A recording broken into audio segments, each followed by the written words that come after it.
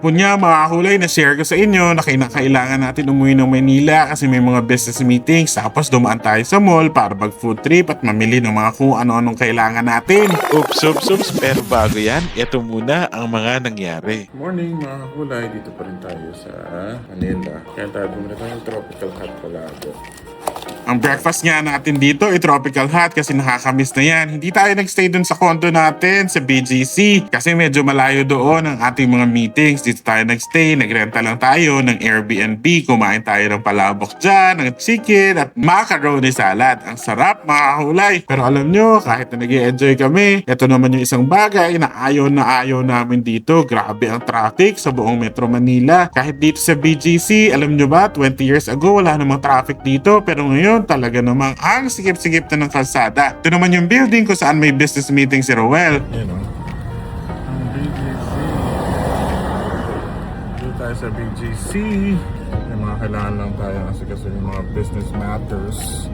And then, mag-mall tayo. Bibili tayo ng mga kailangan natin. 6 Neo nga yung pangalan ng building, mga kulay. Tapos ako, pupunta ako ng mall dito kasi tapos na ang meeting ko kaninang umaga. Tapos, syempre, pagdating natin sa mall, magkukwentuhan tayo saglit ha. Meeting naman siya. Sila naman ngayon ay nasa Kalamba. Hiwalay kami, divide and conquer sa mga kailangan gawin. Let's go mga kulay! Dito tayo sa market mga kulay. Bibili tayo ng mga kailangan natin bilhin. Tapos papagupit na rin siguro tayo habang ng buhok natin para medyo pogi na ulit tayo. Tapos, yun, papagupit na rin tayo kung manicure, ganyan. Kasi wala tayong makitang manicure doon sa Kapalongga. Haba na ako.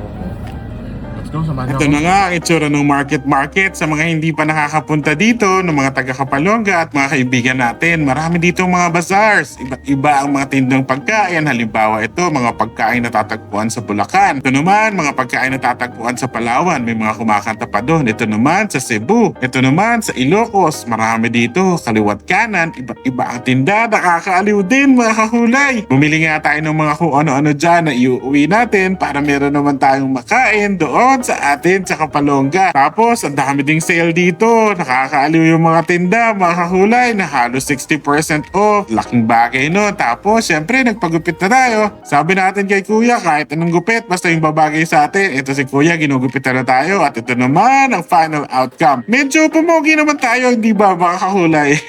Tapos after natin magpagupit mga kahulay, syempre meron na naman tayong kasunod na agenda. Kailangan natin puntahan Ace Hardware kasi meron tayong mga kailangan bilhin para sa ating electrical. Konting-konti na lang tapos na yung mga electrical natin doon sa ating beach house. Halos 100% na mga kakulay. Bumili rin tayo dito ng mga ilaw kasi nagkulang tayo ng mga ilaw. Ang binili nating mga ilaw ay eto yung ginagawa nila. Napakaway nga sila dito sa ating vlog. Pakatapos natin sa Ace Hardware, pumunta tayo dito sa Churros Star kasi isa sa pinaka-paborito nating dessert ang churros. Ewan ko ba, maraming mga taong ayaw na churros pero ako yan naman ang gustong-gusto ko mga kakulay. Gustong-gusto ko yung cinnamon flavor, gustong-gusto ko yung toasted, gustong-gusto ko yung toasted na tinapay, ang sarap lang, talagang mag-food trip. Bumili rin tayo ng buko juice dito na ipapares natin sa masasarap na churros. Kain po tayo mga kakulay. Kunin nyo na yung mga pagkain nyo. Tapos di ko na share sa inyo, bumili rin pala ako ng empanada dito na ipa-food trip ko, iba-iba yung flavor. Ito na nga pala yung itsura ng churros na aking pinood trip mga kakulay. Merong ube, merong plain, may chocolate, may strawberry. Ay nako, nakakapagod. Basta iba't iba yung flavor niyan. Pero ang una kong kinain, ito, ang empanada. Kasi isa rin to sa mga na-miss kong pagkain. Meron dito chicken, may ham and cheese, meron beef. Hay, daming flavors, mga kakulay. Kain po tayo. Grabe, puro pagkain na tong vlog na to.